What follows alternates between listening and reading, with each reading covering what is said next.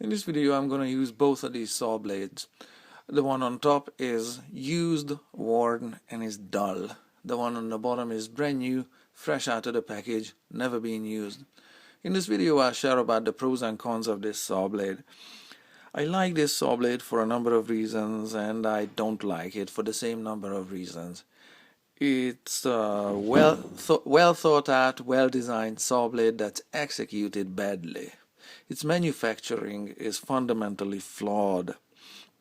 It could be fixed, and then it's all top notch. But as is, it's not really working.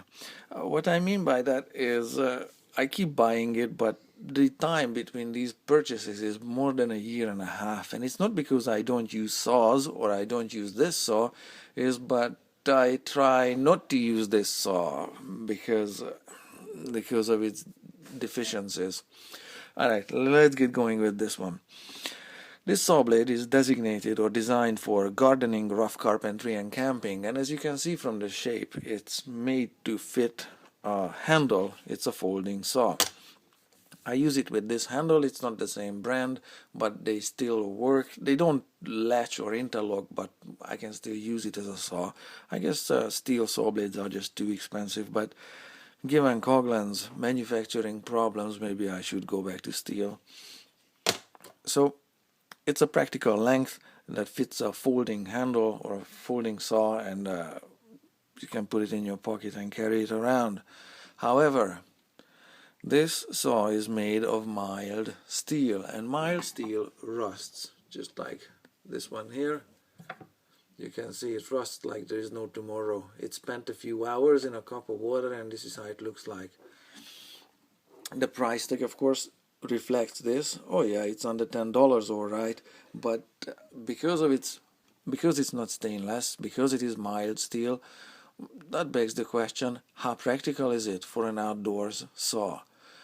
Yeah, you shouldn't go out camping and cutting wood when it's rainy or wet, but hey, just moisture from dew is gonna make it wet, so you can't really avoid dew. And no, on usual camping trips and hunting trips, you may not carry paper towel with you to meticulously dry the saw blade with, because if it starts rusting at the roots of the teeth, then it's rusting, and rusting takes away from the sharpness. So anyhow, it's not stainless, and that's a drawback on this thing. The blade itself prominently features a figure 180.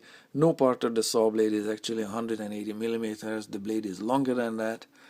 It's about 210 or 8 1/4 inches long, and the length of the serrated portion on the saw is about 175 millimeters or 6 3/4 inches, close enough to 180, whatever. Coghlan 180 it is. The TPI number on the saw blade is also going for it. It's really well thought out that for outdoors use you would need for rough carpentry and rough cuts, you would need a saw with coarse teeth, and it is so. The TPI number on this is 8. If I get you a close-up, there you can count. You can pause the frame and see that it's got 8 teeth per every inch, or in terms of metric equivalency, it has about 9.5 teeth for every 30 millimeter length. There. The saw is fitted with teeth that work or cut on the pull stroke, and that's a good thing for an outdoors saw, because that means that because metal doesn't buckle and bend on the pull stroke, that therefore you can make the blade thinner, or as thin as possible, or as thin as practical, so it's lighter and it's easier to carry it around, because it cuts on a pull stroke, and you can make it thinner than equivalent western saws that cut on the push. But this being a Japanese saw that cuts, or its tooth pattern is Japanese, because otherwise it's made in China. Because it's a Japanese pattern tooth, and it cuts on the pull. It is tapered. Saw curve is created by the saw blade being wider at the teeth than at the back. Okay, it has a taper. It's 0.8 millimeters here and 1.2 millimeters there, so that's 0.4 millimeter difference. That's for both sides of the blade, so it's 0.2 millimeters on one side and 0.2 on the other. In terms of inches, it's 1/64th and 1/64th of an inch on both sides, something like that. And the saw blade is about 1/16th of an inch thick. Its stiffness is, like I said, as thin as possible, but at the same time is stiff enough for outdoors rugged use. It bends, but it doesn't permanently bend and doesn't develop kinks. Whereas this saw blade that's designed for or made for indoors use is a lot more flexible and bends a lot more. But again, this is an indoors saw blade for joinery and fine woodworking. So the stiffness, the thickness of this blade and the stiffness of it works with its outdoors designation for in use in carpentry, rough gardening, and or camping. So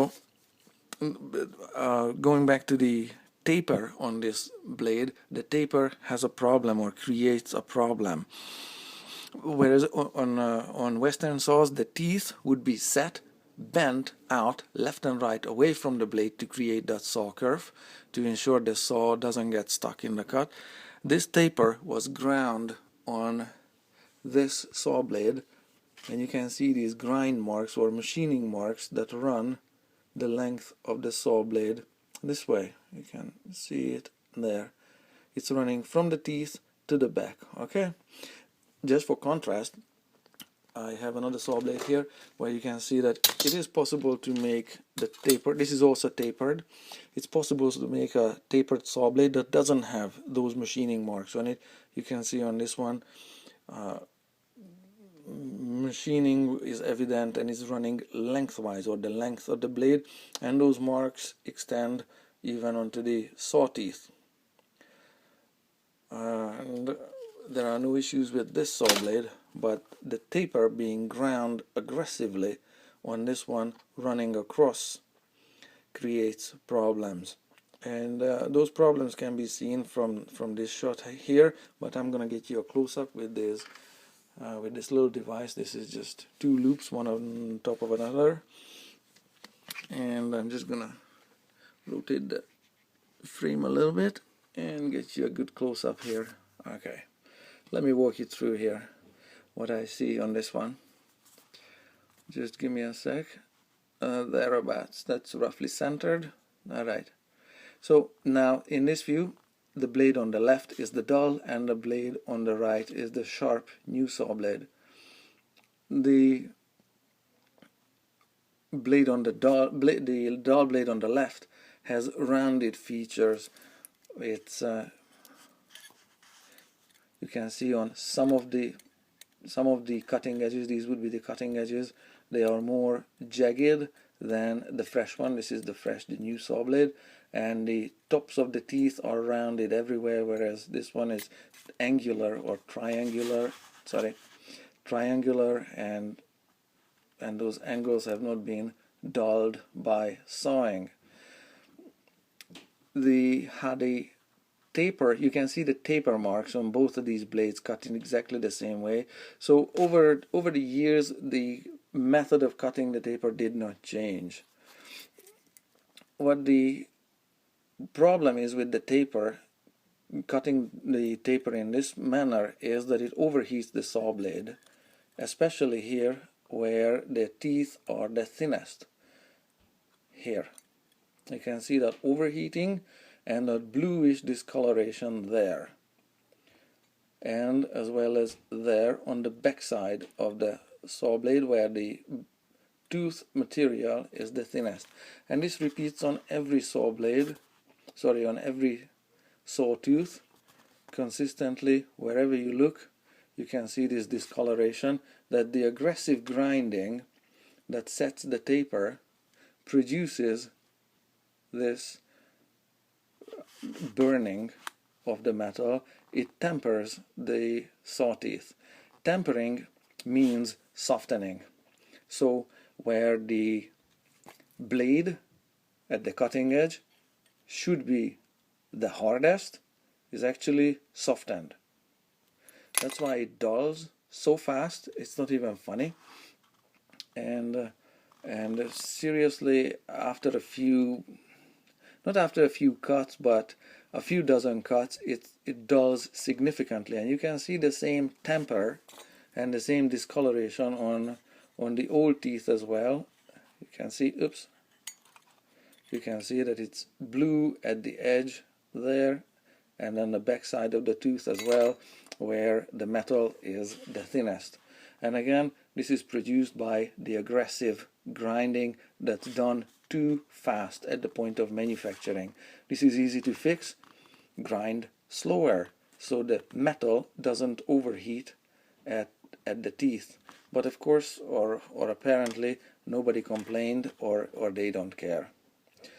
Now, I'm going to show you in the following little footage something that also looks like bluing and discoloration on the teeth, but is done intentionally on teeth that have been hardened previously.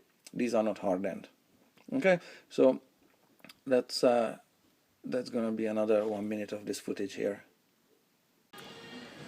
Professional case hardening can be seen on this tiny saw blade, where the case hardening includes or involves the entire sawtooth from its tip to its gullet. You can also see different layers. There's a red line or a rusty line going through the height somewhere there, and it's almost black at the bottom, and it's somewhat bluish at the top.